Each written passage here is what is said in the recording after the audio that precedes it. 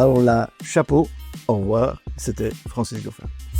Alors là, chapeau. Mon père en particulier était un fou de radio, il écoutait la radio matin, midi, soir. Quelque chose aussi qui m'a amené à devenir patron de radio, c'est que quand j'étais ado, j'organisais soirées dansantes. Je me rappelle le soir, mes parents disaient allez hop, au lit, et j'avais le poste sous l'oreiller. Ouais. Ouais, je trouvais ça génial. Ouais. Mon regard pas sur le média, mais sur l'industrie de la radio, est un regard d'incompréhension. On est divisé, on ne parle pas d'une voix, on veut y aller, mais on y va timidement.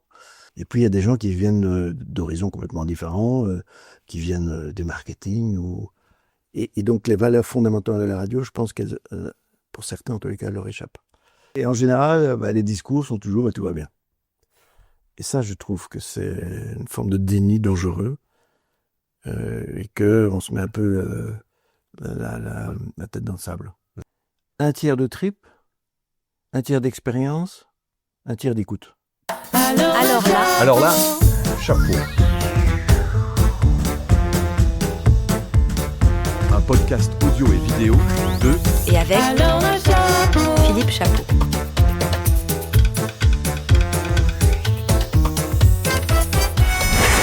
Radio House. Alors là, chapeau, le podcast B2B qui salue celles et ceux qui ont façonné ou façonnent l'audio d'hier, d'aujourd'hui et de demain. Cette semaine, laissez-moi saluer de mon haut de forme Francis Goffin. Bonjour Philippe. Ça fait plaisir d'être avec toi. Moi aussi. Après t'avoir deep searché, l'IA qui cherche qui tu es, voilà ce que l'Internet sait de toi. Notre invité d'aujourd'hui est un véritable architecte de la radio moderne. Un homme dont la carrière de 45 ans a façonné le paysage radiophonique que nous connaissons. Avant toute chose, il convient de clarifier son identité pour éviter toute confusion. Il ne s'agit ni du tennisman David Goffin, ni de l'écrivain Robert Goffin, ni du footballeur anglais Dick Goffin. L'homme qui nous intéresse est un pionnier de la radio belge. Une figure dont la carrière peut être lue comme une pièce en 3 actes. L'entrepreneur, qui a contribué à bâtir le paysage radiophonique privé en Belgique, le transformateur, qui a révolutionné le service public, et enfin le visionnaire, qui a unifié une industrie divisée pour affronter l'avenir numérique. Mais pour comprendre l'homme, il faut remonter à ses débuts, assez rock'n'roll. Car avant de diriger les plus grandes radios, Francis Goffin était un étudiant ingénieur agronome et bio-ingénieur qui, en 1980, a fondé sa propre radio, pirate, nommée Radio Galène. Cette radio pirate qui deviendra plus tard RGN est le creuset où se forme sa passion pour le média. De cette énergie rebelle, il a bâti une carrière impressionnante, d'abord dans le privé en co-lançant Bell RTL, puis en prenant la tête des radios de la RTBF en 2003. Et son arrivée n'est pas passée inaperçue.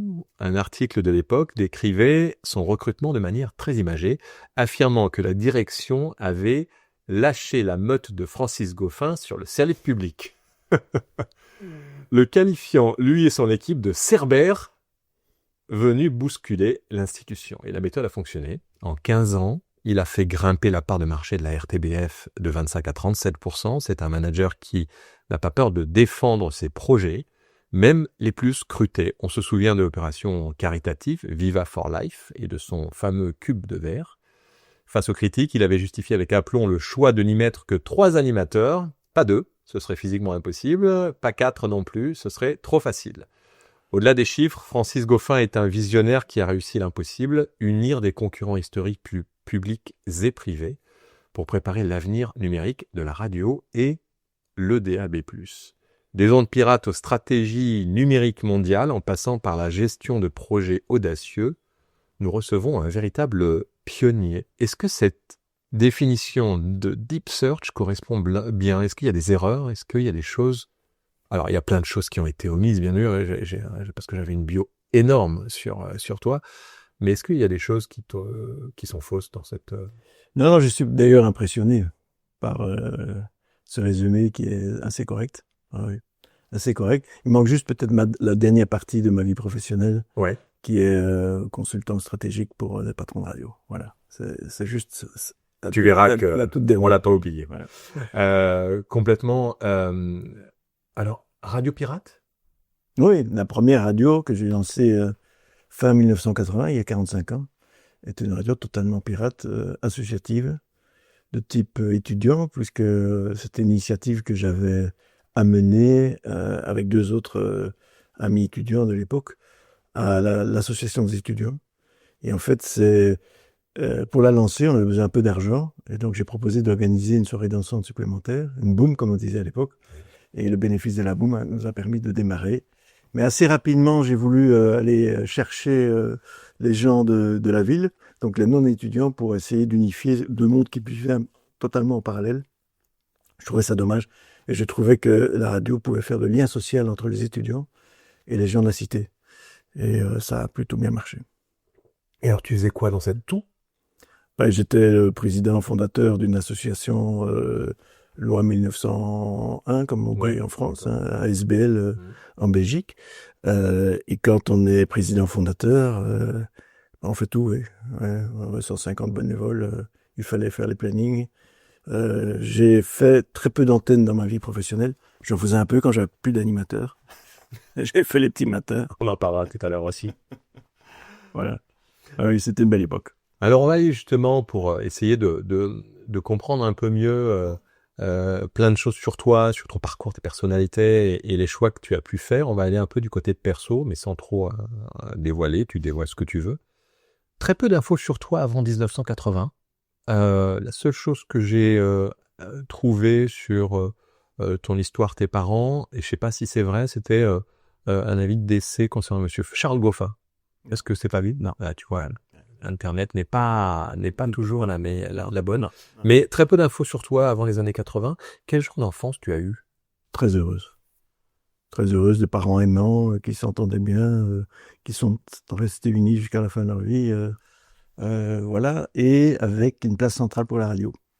Ah, oui, des 2 parents? Oui, mon père en particulier était un fou de radio, il écoutait la radio matin, midi, soir. Et j'ai le poste familial, je l'ai, il est dans ma cave et j'ai trouvé un rétrofiteur pour lui demander de le mettre en Bluetooth avec un ampli moderne, puisqu'il ne fonctionne plus malheureusement.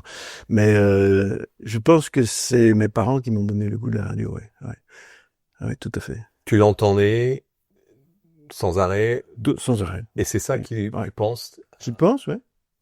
A joué un rôle. Alors qu'ils écoutaient l'INR, c'est-à-dire l'ancêtre de la RTBF, le premier programme, ils étaient surtout intéressés par les informations, plus que par le divertissement.